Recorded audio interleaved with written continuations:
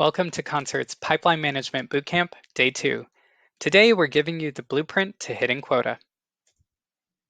Yesterday, we talked about the difference between forecasting and pipeline management. Forecasts are really focused on final outcomes, while pipeline management programs are focused on tracking stages, activities, and timelines to make sure you can hit that forecast. This is where our Blueprint to Quota tool comes in. This is a simple Google Sheet that you and your team can fill out to see what you need to do in order to hit quota in the future. Step 1 is you input your quota and your average sales price. Just a few tips as you fill out the spreadsheet. Your assumptions don't need to be perfect. Being a couple $100s off here or there, or a couple of percentage points off, will not be the end of the world. Next, make sure that you're creating a blueprint that matches each sales process. So if you have different processes for mid-market and enterprise, for example, create separate versions of this. Finally, individualize your blueprints when you can. Each person's path to quota will look different.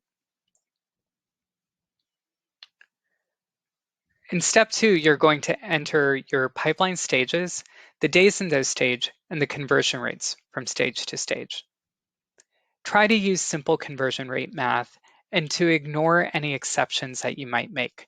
There will always be exceptions. Then your blueprint is ready.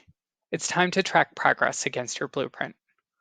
One thing we've seen in our work is that CRMs don't always make reporting on stage history easy or accessible.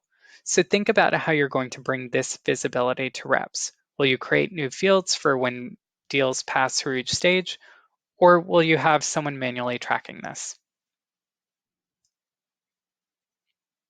After the period ends, you can also use your blueprint to guide your prioritization. So debrief at the end of the quota period. What assumptions were wrong? And also, how much did luck impact our results for the period? Finally, don't forget about the next quota period. Even though you only need to have 25 SQLs between April 15th and April 25th, you probably need to continue having SQLs in order to lay the groundwork for your Q3 number. Once you have your blueprint, what's next? We're going to talk about forming the right pipeline habits. It's one thing to have the knowledge about what you need to do in order to hit quota. It's another thing to get yourself and your team to act on it. We've worked with neuroscientists and behavioral psychologists to understand how habits are formed and how feedback can impact your results. If you have any questions on pipeline management or how you can use incentives to drive your team's performance, visit us at concertfinance.com.